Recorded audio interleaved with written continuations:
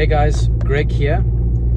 So you're considering buying a modified car, or perhaps you are thinking of modifying the car that you already own. I thought I'd make a video just going over a few of the points and tips that I've picked up from owning a modified vehicle and daily driving a modified vehicle now for nearly 2 years, just so that I can give you guys some sort of idea, if it's something that you're thinking about, as to whether it's a good idea to go ahead with the purchase. So the first consideration is that obviously anything that you do to modify your car is going to be dependent on the parts that you fit to it, the quality of the parts that you fit to it, as well as the quality of the work that is done to fit those parts.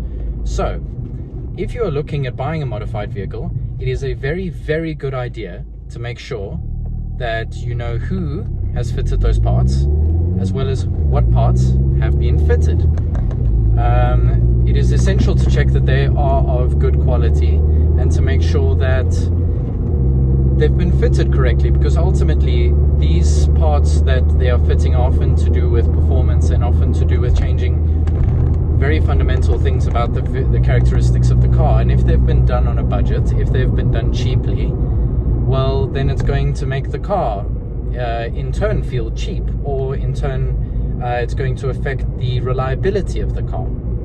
And reliability is a very, very important factor when it comes to modifying vehicles, because when somebody takes it upon themselves to modify a vehicle, quite often the reason that they're doing it is to get more performance out of the car. Very, very often the whole reason a person would modify a car, and even if you're considering buying a modified car, you're considering it because it offers you more performance than the stock car would, and that's the whole reason that you're doing it. So it is essential to make sure that when you are looking for a modified vehicle or modifying your own vehicle, that you get the best quality parts, and that you also ensure that the person who is doing it knows what they're doing. Another point to consider is once again, reliability.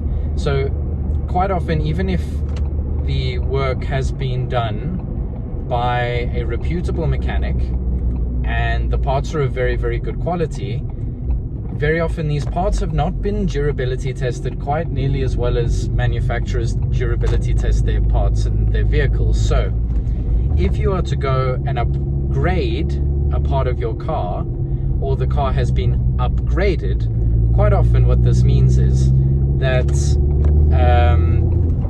the part that has been fitted has not gone through the same amount of testing that a normal stock part on the vehicle would have gone through.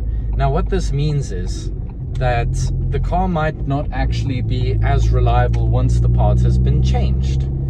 And this is something to consider, because, well, you're going to be living with this vehicle. Now, if this vehicle is a specific toy, if you're going to be using this vehicle to race, if you're going to be using this vehicle for performance, and it's not your daily driver, this isn't so much of a consideration. However, if this is a vehicle that you're going to be daily driving, definitely something to consider.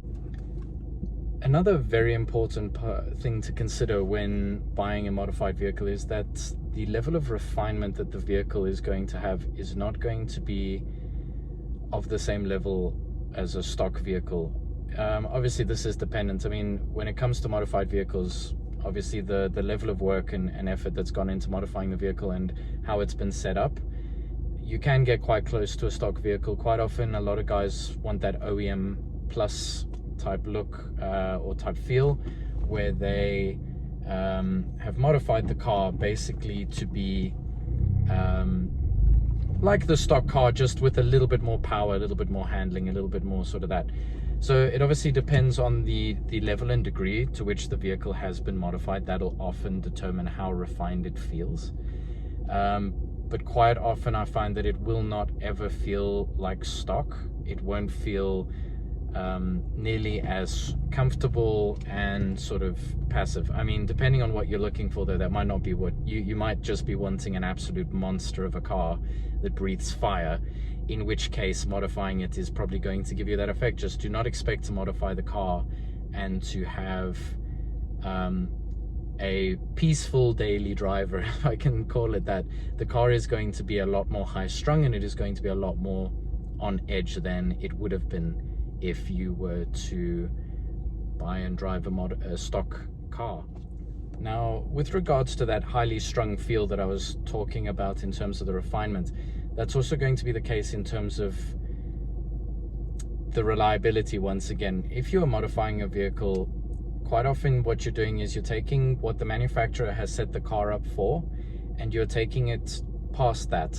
You're taking it to a higher level than maybe the componentry has been built to withstand, at least on a reliable level. So when the manufacturers develop these cars, they put them through hours and hours of development and testing, and each component is tested and developed so that it can withstand a certain level of abuse. When you add into that mixture a new component which has been tested or increases the threshold for the amount of power or torque that the engine can develop, those components haven't necessarily been rated to that level. So now what you're doing is you're potentially causing the engine a lot more stress than it would have been under previously. Now what that's going to do is that's going to wear components a lot more quickly than it would have previously, and it's also going to stress components a lot more than it would have previously. So you have to consider the fact that the components that are in the car that you're not changing could potentially need changing in the future. They could potentially break due to the amount of excessive wear that you are now putting them through.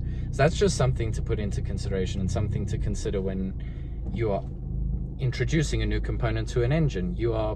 Or even to the chassis of the vehicle, you're putting other components under stresses that they weren't designed to be put under. So what I'm saying is, you have to go into buying a modified car with an open mind and with the idea that it's never going to be as reliable as a stock car. It just is not. There's no two ways about it. The manufacturer is always going to limit the vehicle well within what it is capable of, because they need to uphold their warranties and their service plans, and they're not going to make the vehicle so highly strung that those components are going to wear out within that span. And that means that any time somebody has introduced something to the engine, it might be as reliable to some degree, and if you're lucky, the person has done it to a point where it's been very tastefully done and the vehicle's been set up in a way that it is very capable of being very reliable. Unfortunately, as I said previously, most owners, when they're modifying their cars, they're doing it for a performance gain. They're doing it to make the car quicker. So now what that means is that generally the car hasn't been upgraded to be more reliable, it's been upgraded to be more performance orientated, and that inherently brings in a level of unreliability. So now, if you are considering doing this to your vehicle, it is very important, as I said, to make sure that just make sure you do your research when you're buying a used car in any circumstance, even if the car hasn't been modified. But if it has, make sure that you know who did the work. Make sure that you understand exactly what has been done to the car, and make sure that you're going into it with your eyes open, because I don't want you to go into this experience thinking that you're buying something that's going to be as heavy on your wallet as a normal car would be. It's going to be heavier. It's going to take more out of your bank account, and that's just the simple truth of the matter. Modified cars are more expensive. They're more expensive because quite generally they use more fuel. They are more expensive to insure, and generally they use a lot more perishable items a lot quicker. Your brakes are going to wear quicker because the car generally is traveling a lot faster than it would have been previously. Just all those things that would normally last a little bit longer on a stock car are going to perish a lot quicker on a modified vehicle. And he was just going to buying the car with that understanding that it is not going to be cheaper, it is going to cost you more. But yeah, generally living with a modified car, it's also going to be more of a headache. And this is where you have to weigh up in your own mind, what do you want the vehicle for? If performance and speed and all those wonderful things that us car guys love is what you are looking for, then you have to weigh that up with the fact that you are going to have a few more headaches, and maybe it's worth it for you. Maybe those headaches are worth it, and in that instance, then yes, you will be able to live with a modified vehicle. However, if you're looking for a solid daily driver, always go stock. Always, I'm telling you now from 2 years experience, always go stock, because modified cars have a way of, on any random Tuesday, they will throw something in your face. There will be something that'll go wrong, and it'll be a small thing. It'll be something that's not even that expensive to fix or that inconvenient to sort of put right, but something will happen with a modified vehicle, and it is going to be your responsibility to put it right. So generally,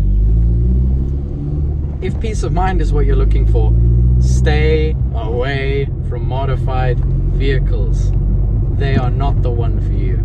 They are not the one for you. Most people modify their cars to make them go quicker, not to make them more reliable. It might have the side effect of, increasing the strength of a part that was previously, not up to scratch. However, as I spoke about earlier, that often just means that it's going to highlight the next weakest part in your engine, because now it's under more stress, and then that's going to be the first point of failure. So do your research, find out what has been done to the vehicle, and go into it with an open mind that it is going to cost you money and the vehicle is going to cause you headaches. And if you can go into that and it's worth it for you, by all means, buy a modified vehicle. However, proceed with caution. Proceed with your eyes open, and just make sure that you are ready for that moment when something does go not according to plan.